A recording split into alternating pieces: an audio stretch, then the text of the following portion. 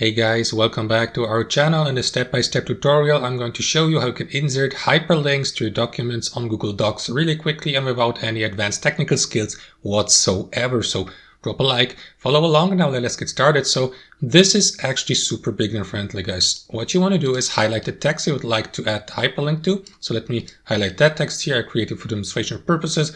And what you want to do after that is take a look or pay attention to that icon here at the top, insert link. You may also use the shortcut Ctrl-K on your keyboard. So click on it.